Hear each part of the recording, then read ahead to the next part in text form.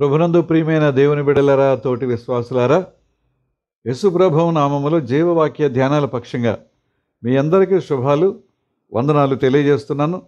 మనందరినీ కాచి కాపాడి నడిపిస్తున్న దేవాది దేవునికి మనందరి పక్షంగా కూడా నేను హృదయపూర్వకమైనటువంటి వందనాలు తెలియజేస్తున్నాను. గత వారమంతా ప్రభు మనలను తన రెక్కడల నీడలో కాపాడి భద్రపరిచి క్షేమాన్ని ఇచ్చినందుకు మరొకసారి ప్రభువారికి నేను వందనాలు తెలియజేస్తున్నాను.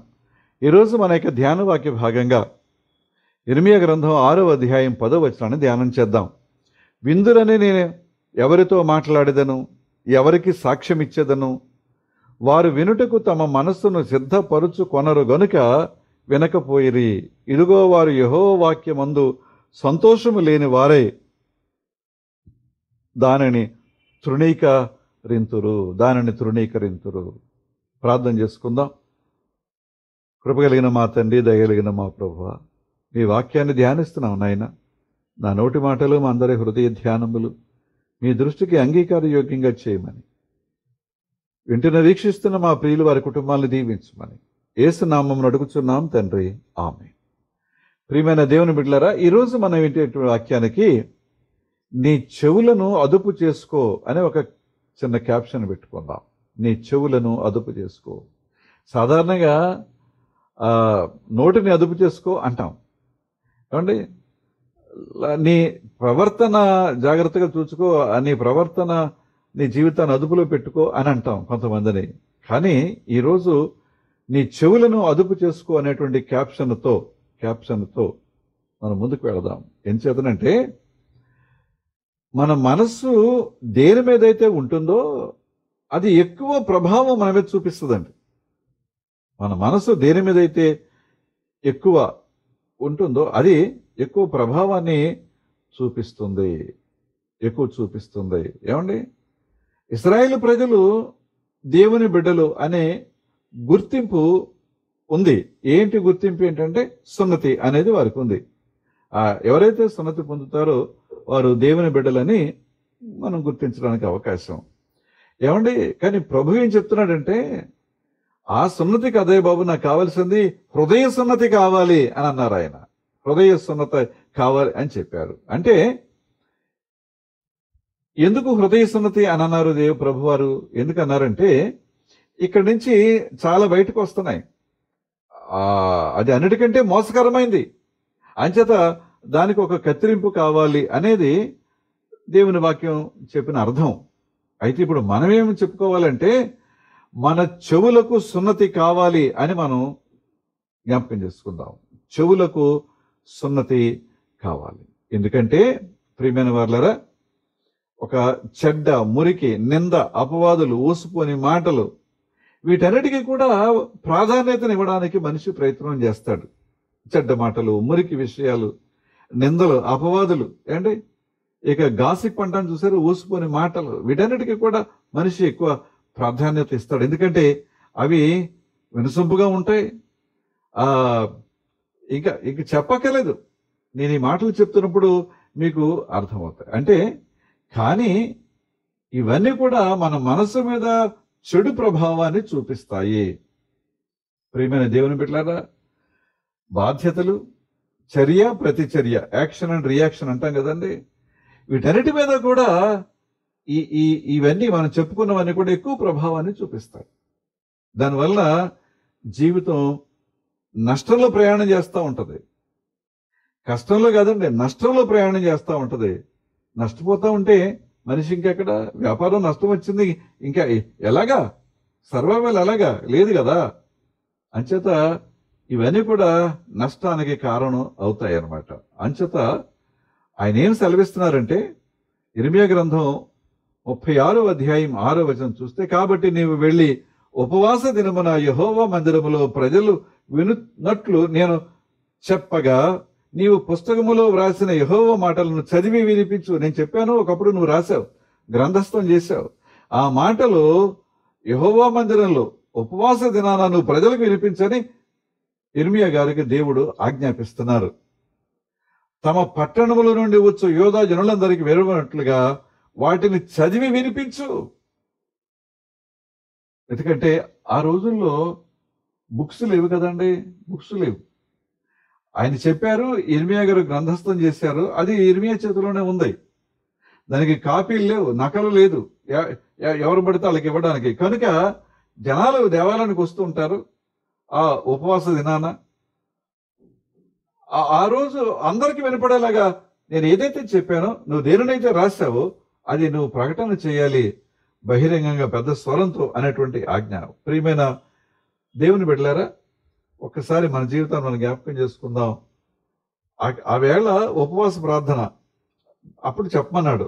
మనం వ్యక్తిగతంగా మన ప్రార్థన సమయంలో ఏమండి మన యాక్షన్ ఎలా ఉంటుంది, మన అటెన్షన్ ఎలా ఉంటుంది, అలాగే మన కాన్సన్ట్రేషన్ ఎలా ఉంటుంది, మన చర్య, అలాగే మన అవధానం, మన నిశ్చలత ఎలా ఉంటుంది. కనుక ఒక్కసారి మనం పరీక్ష చేసుకుంటే కొన్నిసార్లు మనకు తెలియకుండానే ఎక్కడికో వెళ్ళిపోతూ ఉంటాం. కొన్నిసార్లు నిద్ర ఆవహించి నిద్రలోకి జారిపోతూ ఉంటాం. కానీ జ్ఞాపకం చేసుకోవాలి, మరోవైపు మళ్ళకుండా మన మనస్సును మనం ఎప్పటికప్పుడు పదిలిపరచుకోవాలి. ఎందుకంటే స్తుతి, వాక్య పఠన ధ్యానాల్లో ఎప్పుడైతే మనం నిమగ్నం అయ్యి దాని మీద మన మనసు కేంద్రీకరిస్తామో ఇక ఏ ప్రభావం కూడా మన మీద పనిచేయదు అనేటువంటి విషయాన్ని మీకు నేను మనవి చేస్తా ఉన్నాను. యాజకుడు యాజక ధర్మం నిర్వర్తిస్తున్నప్పుడు పరిశుద్ధ స్థలంలోకి ఆయన వెళ్ళాలి. పరిశుద్ధ స్థలంలోకి ఆయన వెళ్ళాలి. వెళ్ళాలి అంటే ఎలా పడితే అలా వెళ్ళడానికి వీల్లేదు కదండి. తను శుద్ధి చేసుకోవాలి, తను పవిత్రపరచుకోవాలి. ఆ శుద్ధి చేసుకుని పవిత్రపరుచుకున్న ఆ యాజకుడు లోపలికి వెళ్ళటానికి అర్హుడుగా ఉంటాడు, యోగ్యుడిగా ఉంటాడు. మళ్ళీ తిరిగి ఆ యాజక ధర్మాన్ని నిర్వర్తించి వెనక్కి క్షేమంగా వస్తాడు. ఒకవేళ పొరపాటు జరిగింది, తప్పు జరిగింది అనుకోండి, పరిశుద్ధ స్థలంలో నుంచి ఆయన వెనక్కి రాడు, శవం మాత్రమే వెనక్కి వస్తుంది. అందుచేత దేవుని యొక్క సన్నిధిని మనం పొందాలి, అనుభవించాలి అంటే పవిత్రత అనేది తప్ప మరొక దారి లేదండి. మనం శుద్ధీకరించుకోవాలి, పవిత్రపరచుకోవాలి. ఎందుకంటే మనం లోకంలో జీవిస్తున్నప్పుడు ఈ చెడు, మురికి, నింద, అపవాదులు, ఊసిపోని కవులు ఇవన్నీ ఉన్నాయి చూసారా. ఇవన్నీ కూడా మన జీవితానికి మైల అనేది అంటిస్తుంది, మురికి అనే దాన్ని ఆపాదిస్తుంది, కళంకం అనేది ఆపాదించబడుతుంది. దేవుని సన్నిధికి ఇవన్నీ ఉండి లేకపోతే ఇందులో ఏ ఒకటి ఉన్నా దేవుని సన్నిధిలోకి మనం వెళ్ళలేం కదా. అందుచేత ప్రియమైన దేవుని బిడ్డలారా, ప్రార్థన కానీ ఉపవాస ప్రార్థన కానీ ఇవన్నీ కూడా ఒక ఆచారంగా లేదా ఒక సాంప్రదాయంగా ఉండడానికి వీల్లేదు. నువ్వు ప్రార్థన చేసేటప్పుడు, ఉపవాస ప్రార్థన చేసేటప్పుడు ఇది ప్రతి శుక్రవారం లేదా ప్రతి శనివారం లేదా ప్రతి మంగళవారం ఏదో ఒక వారంలో ఒక రోజు నియమం పెట్టుకుని ముందుకు వెళ్ళేటువంటి క్రైస్తవ జీవితం మనందరికీ తెలుసు. అది ఒక ఆచారబద్ధంగా సాంప్రదాయబద్ధంగా ఉండడానికి వీల్లేదు. ఏమండి, అందుకనే ఇశ్రాయేల్ ప్రజలు అలాగైపోయారు గనక ఆయన 24 గంటల ఉపవాస దినాన్ని ప్రకటించారు. దానిని మహాప్రాయశ్చిత్త దినం అన్నారు. ద డే ఆఫ్ అటోన్మెంట్, మహాప్రాయశ్చిత్త దినం అని దానికి పేరు పెట్టారు. 24 గంటలు వారు ఉపవాసం ఉండాలి. ఏమండి, అయితే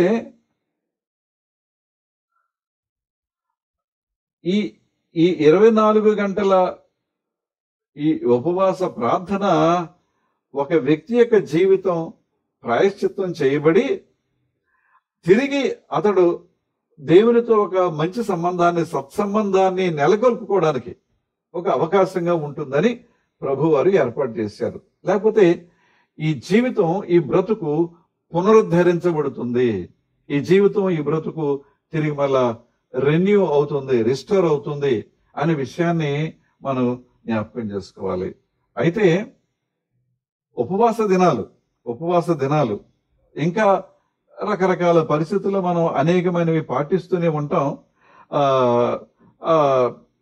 పాటిస్తూ దైవ దీవెనలు పొందాలనేటువంటి ఆశ, తాపత్రయంతో మనం వేసే ప్రతి అడుగు వేస్తాం.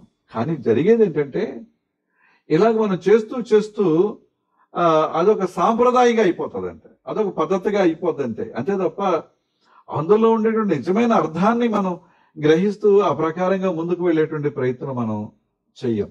ఏమండి? ప్రయత్నం చెయ్యం. ఆ అది మనస్ఫూర్తిగా చేయడానికి అది మనస్ఫూర్తిగా రావటం లేదు. ఓకే, శుక్రవారం అనుకున్నాను, శనివారం అనుకున్నాను, లేదా ఆదివారం అనుకున్నాను, సోమవారం, మంగళవారం ఏదో ఒక రోజు అనుకున్నాను కనుక ఇవాళ ఇలాగే ఉండాలి అని అనుకోవటమే తప్ప, నేను ఇది నా జీవితం మార్చుకోవడం కోసం, నా బ్రతుకు మార్చుకోవడం కోసం, దేవునిలో నేను ఎదగడం కోసం అనేటువంటి ఆలోచన పూర్తిగా అది మృగ్యంగా ఉంటుంది అనేటువంటి విషయాన్ని ఈ సంబంధంలో మీకు నేను జ్ఞాపకం చేస్తాను. ప్రియమైన దేవుని బిడ్డలారా, కనుక ఇలాగూ ఆచారబద్ధంగానో లేకపోతే సాంప్రదాయబద్ధంగానో చేయటం వల్ల ఏమవుతుందో తెలుసండి, దేవుని ప్రేమను పొందలేని దిగజారిపోయిన పరిస్థితికి వచ్చేస్తాం మనం. ఇవన్నీ ఉన్నాయి. ప్రభు చెప్పాడు, అందుకనే ప్రభు అని ప్రతివాడు పరలోక రాజ్యంలో ప్రవేశించలేడు. ఆ ప్రభు అనేది అది నోటి మాట మాత్రమే, అలవాటు మాత్రమే, అలవాటుగా మాట్లాడే మాట మాత్రమే. లేకపోతే అది ఒక ఊత పదంగా మారిపోయిందేమో మన జీవితాల్లో. అంచేత దేవుని బిడ్డలారా, ఆ పద్ధతిగా ఉండొద్దు. మీరు ప్రార్థన చేసేటప్పుడు, ఉపవాస ప్రార్థన చేసేటప్పుడు, ఇంకా రకరకాల దీక్షలతో మీరు ముందుకు వెళుతున్నప్పుడు ఆ పద్ధతిగా ఉండొద్దు అని ప్రభువారు మనకి జ్ఞాపకం చేస్తున్నారు. ఎందుకంటే ఒక వ్యక్తి యొక్క జీవితం మారకుండా, ఒక వ్యక్తి యొక్క బ్రతుకు మారకోకుండా, లేకపోతే మార్పు లేని జీవితంతో దేవునికి మనం ప్రార్థన చేయటం వల్ల ఉపయోగం లేదు. దేవునికి మనం ప్రార్థన చేయటం వల్ల ఏ మేలు పొందలేం. బ్రతుకు మార్చుకుని, జీవితం మార్చుకుని, ఆలోచన విధానాన్ని మార్చుకుని అప్పుడు ప్రార్థన చేయటం వల్ల, ఉపవాస ప్రార్థన చేయడం వల్ల, ఉపవాస దీక్షలో ఉండటం వల్ల మేలు పొందగలుగుతాం. బ్రతుకు అలాగే ఉంచుకుని, జీవితాన్ని అలాగే ఉంచుకుని, ఇవాళ నేను అనుకున్నాను గనక అని ఆ ప్రార్థన చేయటం వల్ల నష్టపోవడమే తప్ప మేలు పొందటం అనేది జరగదు అనే విషయాన్ని ఈ సమయంలో మనం జ్ఞాపకం చేసుకోవాలి. ఇప్పుడు అయితే కొన్ని కష్టాలు వస్తాయి, కొన్ని శ్రమలు వస్తాయి. అప్పుడు ఏమంటామంటే, నేను ఉపవాసం ఉంటున్నాను కదా, నేను ప్రతి వారం ఇలా చేస్తున్నాను కదా, లేకపోతే ఇంకా ఆయా సందర్భాల్లో నేను బహు జాగ్రత్తగా చాలా విషయాలు త్యజించి నేను దేవునిలో ఉంటున్నాను కదా, దేవుడు ఎందుకు నా ప్రార్థన వినడం లేదు, ఈ కష్టంలో, ఈ శ్రమలో నాకెందుకు జవాబు రావటం లేదని తిరిగి మళ్ళా దేవుణ్ణి మనం ప్రశ్నిస్తూ ఉంటాం. ప్రియమైన దేవుని బిడ్డలారా, మాకెందుకు జవాబు రావట్లేదు, మేము ఉపవాసం ఉంటున్నాం కదా, మేము ప్రార్థన చేస్తున్నాం కదా. కనుక అదే యెషయా గ్రంథం 58వ అధ్యాయం 3వ వచనాన్ని మనం గమనిస్తే, మేము ఉపవాసం ఉండగా నీవెందుకు చూడవు అడుగుతున్నారు ప్రజలు. మహాప్రాయశ్చిత్త దినాన వాళ్ళు ఉపవాసం ఉండి ప్రార్థన చేస్తున్నారు. ఏడాదికి ఒకసారి 24 గంటలు ఉపవాస ప్రార్థన చేస్తున్నారు, మంచిదే. కానీ జవాబు రావటం లేదు. అడుగుతున్నారు, మేము ఉపవాసం ఉండగా నీవెందుకు చూడవు, మేము మా ప్రాణములను ఆయాసపరుచుకొనగా నీవెందుకు లక్ష్య పెట్టవు అని దేవునితోనే అంటారట. మమ్మల్ని మేము ఆయాస పెట్టుకుంటున్నాం కదా, మమ్మల్ని మేము శ్రమ పెట్టుకుంటున్నాం కదా, మమ్మల్ని మేము కష్టపెట్టుకుంటున్నాం కదా, ఏది అన్నిటికీ దూరంగా, భోజనానికి దూరంగా, ఏమీ తినకుండా తాగకుండా ఎంత కష్టపెట్టుకుంటే నువ్వెందుకు మమ్మల్ని గమనించట్లేదు అని అడిగేటువంటి పరిస్థితి. ఏమండి, దానికి జవాబుగా ఆయన ఏమంటున్నారంటే, మీరు ఉపవాస దినమున వ్యాపారం చేస్తారు, మీ పనివారి చేత కఠినమైన పనులు చేయిస్తారు. ఏమండి, ఆ 24 గంటల మహాప్రాయశ్చిత్త దినాన్ని అసలు ఏ పని చేయడానికి వీల్లేదు, పనివారితో కూడా పని చేయించడానికి వీల్లేదు, ఆవేళ పశువులకు కూడా ఏ పని చెప్పడానికి వీల్లేదు అని ఆయన విధి విధానాలు నిర్ణయం చేశారు. కానీ వ్యాపారం చేయకపోతే ఎలాగంటే నష్టం వచ్చేది. కనుక నేను ఉపవాసం ఉండి వ్యాపారం చేస్తాను, ఉపవాసం ఉండి ఇంకేదో చేస్తాను, ఉపవాసం నేను ఉంటాను, కానీ మరి మా పని వాళ్ళకి నేను జీతం ఇవ్వాలి కదా, జీతం ఇచ్చినప్పుడు ఊరికి నేను ఎలాగిస్తాను, కనుక వాళ్ళు ఆ రోజున వాళ్ళతో నేను పని చేయిస్తాను. ఓకే, పశువులకి నేను మరి మేత వేస్తున్నాను కదా, ఆ రోజు వాటిని ఖాళీగా ఉంచితే నాకేంటి లాభం, కనుక వాటితో నేను పని చేయిస్తాను. ఆ ప్రార్థనకు జవాబు రాదు. ఆ 58వ అధ్యాయం యెషయా గ్రంథంలోనే 5వ వచనంలో ప్రభు మాటలు ఎలా ఉన్నాయంటే, అట్టి ఉపవాసం నాకు అనుకూలమా, మీ పనులు మీరు చేసుకుంటూ, మీ వ్యాపారం మీరు చేసుకుంటూ, ఇంకా ఇతరతర కార్యక్రమాల్లో నిమగ్నమై మునిగిపోతూ ఉపవాసం ఉన్నామని చెప్పుకుంటున్నారు. అట్టి ఉపవాసం నాకు అనుకూలమా, మనుషుడు తన ప్రాణమును బాధపరుచుకొనవలసిన దినము అటిదేనా? ఒకడు జమ్ము వలె తల వంచుకొని గోనెపట్ట కట్టుకుని బూడిద పూసుకుని కూర్చుంటుట ఉపవాసమా? అటు ఉపవాసము యెహోవాకు ప్రీతికరమని మీరు అనుకుంటున్నారా?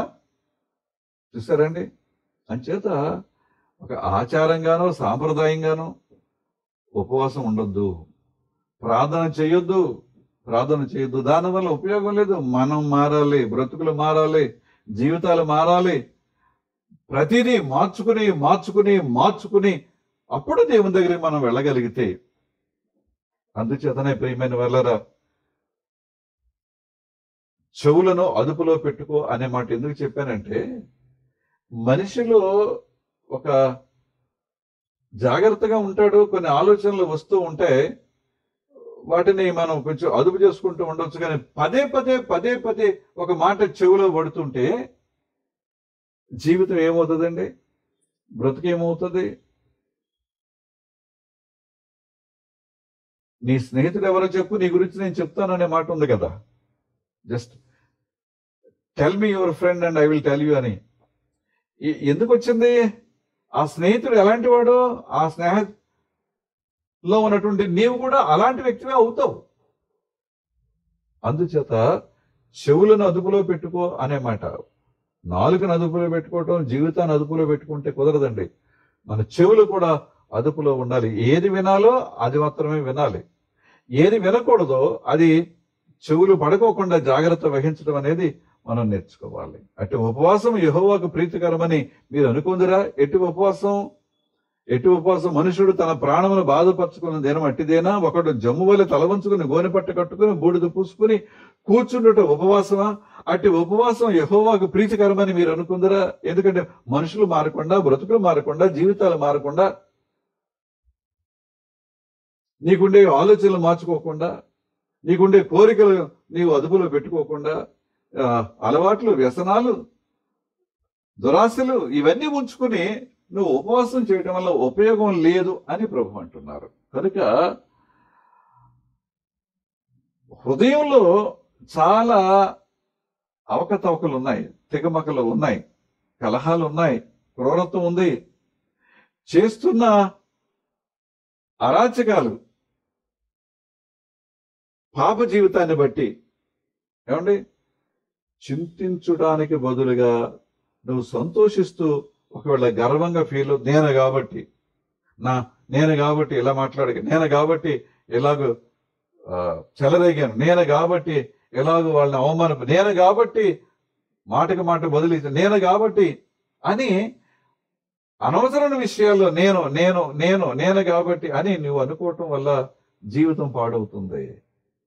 ప్రియమైన దేవుని బిడ్డారా, అదే నేను కాబట్టి అనే మాట, నేను కాబట్టి ఎన్ని ఆటంకాలు వచ్చినా ప్రార్థనలో నేను నిలబడగలిగాను, ఎన్ని ఆటంకాలు వచ్చినా నా దీక్షలో నేనున్నాను, ఎన్ని ఆటంకాలు వచ్చినా, ఎన్ని ప్రలోభాలు వచ్చినా, అపవాది నన్ను ఎన్ని రకాలుగా శోధించినా నేను నా ప్రభు పాదాలు విడిచిపెట్టలేదు అని ఆ మాట చెప్పు తప్పులేదు. కనుక ప్రియమైన వాళ్ళరా, అనవసరమైన విషయాల్ని నువ్వు దృష్టించుకుని అది నీ హృదయంలో, నీ మనసులో, నీ జీవితంలో ఉంచుకుని నువ్వు గర్వంగా ఫీల్ అవ్వద్దు అనేది ఈ సమయంలో మీకు నేను జ్ఞాపకం చేస్తున్నాను. ఏమండి, విశ్రాంతి దినాన్ని పాటించడానికి బదులుగా పనులు పెట్టుకుని ఆ పనులు చేయడానికి ఏమండి నువ్వు పూనుకుని ఆ పనులన్నీ చేస్తూ అబ్బాయి పూట ఉపవాసం కనుక నేను ఏం తినండి అని చెప్పడం వల్ల ఉపయోగం లేదు అనే విషయాన్ని నేను ప్రత్యేకంగా మీకు నేను జ్ఞాపకం చేస్తాను. ఎందుకంటే అట్టి జీవితాలలో మారు మనసు లేకపోవటం అనేది, మార్పు రావటం అనేది లేకపోవటం వల్ల దేవుని యొక్క ప్రేమను మనం పోగొట్టుకుంటున్నామేమో. కనుక ప్రియమైన దేవుని బిడ్డలారా, మన జీవితాలు మారాలి, మన బ్రతుకులు మారాలి, ఆలోచన విధానం మారాలి, తలంపులు మారాలి. దేవునికి ఇష్టమైనటువంటి బ్రతుకు బ్రతకడానికి ప్రతి క్షణం మనం ప్రయత్నం చేయాలి, ప్రతి క్షణం ఆలోచన చేస్తూ ముందుకు వెళ్ళాలి అనేది ఈ సమయంలో మీకు నేను జ్ఞాపకం చేస్తున్నాను. ఎందుకంటే దేవుని నుంచి క్షమ పొందాలన్నా, దయ పొందాలన్నా, కనికరం పొందాలన్నా నువ్వు పొందలేవు. కానీ ఎప్పుడైతే బ్రతుకు మారుతుందో, జీవితం మార్చుకుంటావో, నీ ఆలోచన విధానం మార్చుకుంటావో, నువ్వు చేసే పనులు అవి అన్యాక్రాంతంగా, అక్రమంగా, దేవునికి ఇష్టం కాని విధంగా ఉన్న వాటిని నువ్వు విడిచిపెట్టి వాటి జోలికి వెళ్లకుండా ఉంటావో అప్పుడు దేవుని యొక్క దయ పొందడానికి, కనికరం పొందడానికి, ఆయన క్షమ పొందడానికి ఒక అర్హత, యోగ్యత అనేది మనం కలిగి ఉంటాం. అందుకనే ఉపవాసం ఉండటం ప్రాముఖ్యత కాదు, కానీ ఆయన ఏమన్నాడంటే ఈ 58వ అధ్యాయం యెషయా గ్రంథంలోనే ఇందాక మనం 3వ వచనం చదివాం, 5వ వచనం చదివాం, ఇప్పుడు 7, 8 వచనాలు చదువుతున్నాం చూడండి. యెషయా గ్రంథం 58వ అధ్యాయం 7, 8 వచనాలు. నీ ఆహారము ఆకలి కొనిన వానికి పెట్టుటయు, నీ రక్త సంబంధికి నీ ముఖము తప్పింపకుండుటయు, దిక్కుమాలిన బీదలను ఇంట చేర్చుకున్నటయు, వస్త్రహీనుడు నీకు కనబడినప్పుడు వానికి వస్త్రములు ఇచ్చుటయు, ఇదే కదా నాకు ఇష్టమైన ఉపవాసం, ఇదే కదా నాకు ఇష్టమైన ఉపవాసం. ప్రియమైన దేవుని బిడ్డలారా, కనుక నువ్వు మానేయటం గొప్ప కాదు, నువ్వు త్యజించడం గొప్ప కాదు, నువ్వు దూరంగా ఉండటం గొప్ప కాదు. నువ్వు ఎవరిని ఎలాగో ప్రేమించాలో, ఎవరి ఎడల ఎలాగో జాలి కలిగి ఉండాలో, ఎవరి ఎడల ఎలాగ నువ్వు ఒక సన్మార్గంలో నువ్వు ముందుకు వెళ్ళాలో దాని మీద దృష్టి పెట్టి ముందుకు వెళ్ళినప్పుడు నువ్వు దేవుని యొక్క ఆశీర్వాదాలు, దీవెనలు పొందగలుగుతావు అనే విషయాన్ని. అందుకనే ఆయన ఏమంటాడంటే, అలాగున నీవు చేసిన ఎడల నీ వెలుగు వేకువ చుక్క వలె ఉదయించును. ఎప్పుడైతే నీ ఆహారం ఆకలిగొనడానికి పెట్టి నీ రక్త సంబంధికి నీ ముఖాన్ని తప్పింపకుండా ఉండటం, దిక్కుబాలని బీదల్ని ఇంట చేర్చుకోవటం, ఏమంటే వస్త్రహీనుడు కనపడినప్పుడు వానికి వస్త్రం ఇవ్వటం, ఇవన్నీ మనం చేస్తే ఆయన ఏమంటాడంటే, అలాగూ నీవు చేసిన ఎడల నీ వెలుగు వేకువ చుక్క వలె ఉదయించును, స్వస్థత శీఘ్రముగా నీకు లభించును, నీ నీతి ముందర నడుచును, యెహోవా మహిమ నీ సైన్యపు వెనుకటి భాగమును కావలి కాయును. ఎందుకంటే శత్రువు దాడి చేసేటప్పుడు ఎదురుగుండా వస్తే మనం ఎదుర్కొంటాం, పోరాడి ఎలాగోలాగా. కానీ వెనక నుంచి వస్తే మనం ఊహించాం, శత్రువు ఎదురు నుంచి వస్తాడని మనం అనుకుంటాం, కానీ వాడు వెనక నుంచి వచ్చి దొంగదెబ్బ తీస్తాడు. కనుక ఆయన ఏమంటాడంటే, ఎప్పుడైతే నువ్వు ఇలాంటి దీక్షతో, ఇలాంటి ఉపవాసంతో నీ జీవితాన్ని నువ్వు మలుచుకుని ఆయనకి ఇష్టమైనటువంటి ఆ జీవితాన్ని నువ్వు కలిగి ఉంటావో, నీ వెనకటి భాగాన్న అపవాది నేనేమి చేయకుండా ఆయన కాపలాగా ఉంటాడు. సర్వాంగ కవచం ఎఫెసీ పత్రిక 6వ అధ్యాయంలో మనం చూస్తామండి. ఏమండి, తలకి శిరస్త్రాణం, ఛాతికి కవచం, ఏమండి పాదాలకు సిద్ధ మనస్సు అనేటువంటి జోడు, ఒక చేతిలో డాలు, ఒక చేతిలో ఖడ్గం, ఇవన్నీ ఉన్నాయి. కానీ వీపుకు ఆచ్ఛాదన లేదు. గమనించండి, ఇవన్నీ కూడా ఎదర భాగానికి, వీపుకు లేదు. ఇప్పుడు వెనక నుంచి వచ్చినటువంటి శత్రువు బాణంతోనో, బళ్ళెంతోనో, కత్తితోనో, లేక తుపాకీతోనో దాడి చేశాడు అనుకోండి, ఏం చేస్తాం? ఎదురుకుండా వస్తే ఇవన్నీ కాపాడతాయి, మనం కాపాడబడతాం. కానీ వెనక ఆచ్ఛాదన లేదు కదా. ఆ వెనక భాగాన్ని నేను కాపలాగాస్తాను, ఆ వెనక భాగాన్ని నేను కాపాడుతానని ప్రభు వాగ్దానం చేస్తున్నాడు. ప్రియమైన దేవుని బిడ్డలారా, ఒక్కసారి ఈ విషయంలో కొంచెం మనం ఆలోచన చేయటం మంచిది. కనుక ఉపవాస ప్రార్థన చేస్తున్నాం అంటే దానిని ఆచరణలో చూపించగలగాలి. అప్పుడు దైవ మానవ సంబంధాలు పునరుద్ధరించబడతాయి, రిస్టోర్ అవుతాయి. లేదనుకోండి, ఆ తెగిపోయిన సంబంధం తెగిపోయినట్టుగానే ఉంటుంది. మన ప్రార్థన ఎక్కడే ఉంటుంది, జవాబు అక్కడే ఉంటుంది. జవాబు మనకు రాదు, మనం పొందలేం. మన విజ్ఞాపన ఇక్కడే ఉంటుంది, మన ఆశీర్వాదాలు అక్కడే ఉంటాయి, పొందలేం. కానీ ఇలాంటి జీవితం జీవించినప్పుడు, అంచేత వచ్చిన ప్రార్థన ఏంటంటే, ఆత్మదేవ మమ్మల్ని నడిపించండి, అలాగూ ఆయన కృపలో కొనసాగడానికి మీరు మమ్మల్ని అభిషేకించండి అనే ప్రార్థన మన జీవితాల్లో మనం చేస్తే మన జీవితాలు ధన్యం అవుతాయి. ప్రియమైన దేవుని బిడ్డలారా, ఒక్కసారి మనం జ్ఞాపకం చేసుకుందాం, మన మనస్సు మీద ఏది ఎక్కువ ప్రభావాన్ని చూపిస్తుంది? ఏమండి, వారికి సున్నతి ఉంది, ఆ తర్వాత హృదయ సున్నతి కావాలని చెప్తున్నారు, కానీ మన చెవులకు కూడా సున్నతి కావాలనే విషయం మీకు ప్రారంభ మాటల్లో నేను జ్ఞాపకం చేశాను. అంటే చాలా విషయాలు మనం కట్టడి చేయగలుగుతాం, ప్రయత్నం చేస్తాం, కానీ చెవులకు కట్టడి చేయటం అనేది కొంచెం కష్టంగా ఉంటుంది. ఎందుకంటే తప్పకుండా అనవసరమైన విషయాలు వినే ప్రయత్నం చేస్తాం. దానివల్ల మన జీవితం పాడవుతుంది, మన బ్రతుకు పాడవుతుంది. చేయకూడని పనులు, మాట్లాడకూడని మాటలు, జీవించకూడని జీవితం జీవించడానికి చెవులు కూడా కారణం అవుతాయి. కనుక మనల్ని మనం సరి చేసుకుందాం, దిద్దుకుందాం, దైవాశీర్వాదాలు పొందుదాం. అటు నడిపింపు పరిశుద్ధాత్మ దేవుడు మనకు అనుగ్రహించును గాక. ఆమేన్. ప్రార్థన చేసుకుందాం. కృప కలిగిన మా తండ్రి, దయగలిగిన మా ప్రభువా, మమ్మల్ని ప్రేమించి మీరు మాకు అనుగ్రహించిన వాక్యం కొరకే వందనాలు. నాయన జీవవాక్య ధ్యానాల పక్షంగా మిమ్మల్ని మేము ధ్యానించే భాగ్యం మాకు ఇచ్చారు తండ్రి, మీకు వందనాలు. నాయన ఈ రోజు విన్న వాక్యాన్ని మా హృదయంలో మేము బదులుపరుచుకుని మా జీవితాలను దిద్దుకోవడానికి, సరి చేసుకోవడానికి మీరే కృప చూపించండి. మీ కృపా సహాయాలు మెండుగా దయచేయండి. వింటున్న వీక్షిస్తున్న మా ప్రియులను ఆశీర్వదించండి.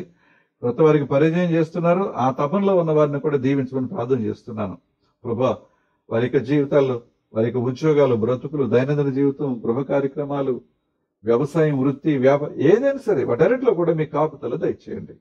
ప్రేమించి ఇచ్చిన బిడ్డలందరినీ కూడా దీవించండి. వారికి చదువులు సహాయం చేయండి. ఒకవేళ యవన బిడ్డలైతే ప్రభు వారికి ఉద్యోగ అవకాశాలు, వివాహపు అవకాశాలు మెరుగుపరచమని ప్రార్థన చేస్తున్నాను. నేను ఆ బిడ్డలు తల్లిదండ్రులకు భారంగా ఉండకుండా సహాయం చేయండి. విదేశాల్లో ఉండే బిడ్డలను దీవించండి. వారికి ఉద్యోగాల్లో, చదువుల్లో కూడా మీరే సహాయం చేయండి. నేను కృప చూపించండి. బలహీనలు, అనారోగ్యంతో ఉన్నవారు, చికాకుల్లో, సమస్యల్లో ఉన్నటువంటి వారు, రోగులుగా ఉన్నటువంటి వారు, తాత్కాలికమైన రోగాలు ఉన్నాయి, శాశ్వత కాలంగా మమ్మల్ని బాధించేటువంటి రోగాలు కూడా కొన్ని ఉన్నాయి. వాటన్నిటిలో కూడా మీ కాపుదల దయచేసి ప్రార్థన చేసుకుంటూ నాయన ప్రతి కుటుంబిక ప్రతి అవసరత మీరు తీర్చండి నాయన. అయితే వాక్య ప్రకారం జీవించడం మాకు నేర్పించమని ప్రార్థన చేస్తూ మా దేశాన్ని, రాష్ట్రాన్ని దీవించండి. రాష్ట్ర నాయకులు, అధికారులు, దేశ నాయకులు, అధికారులపై కృప కుమరించండి. ప్రపంచంలో శాంతి సమాధానాలు నెలకొల్పండి నాయన. మంచి వాతావరణ పరిస్థితులు మాకు ఇచ్చి మా రాష్ట్రం, మా దేశం సుభిక్షంగా ఉండి మేమందరం క్షేమంగా ఉండగలిగే ధన్యత దయచేయమని యేసు నామమున వినయంగా బ్రతిమాలి వేడుకొనుచున్నాం తండ్రి. ఆమేన్. పరలోకమందున్న మా తండ్రి, మీ నామం పరిశుద్ధపరచబడును గాక, మీ రాజ్యం వచ్చును గాక, మీ చిత్తం పరలోకమందు నెరవేర్చున్నట్టు భూమి యందు నెరవేరును గాక. మనుదినాహారం నేడు మాకు దయచేయము. మా ఎడల అపరాధం చేసిన వారు మేము క్షమించిన ప్రకారం అపరాధములు క్షమించము. సాధులను తేక దుష్టుని తప్పించము. రాజ్యము, శక్తి, మహిమ నిరంతరము నీవే ఉన్నావు తండ్రి. ఆమేన్. మన తండ్రి అయిన దేవుని నుండి, ప్రభువైన క్రీస్తు నుండి, పరిశుద్ధాత్మ నుండి కృపయ సమాధానం మీకు కలుగును గాక. ఆమేన్. మీ అందరికీ వందనాలు. మరొక మంగళవారం కలుసుకుందాం. అంతవరకు సెలవు.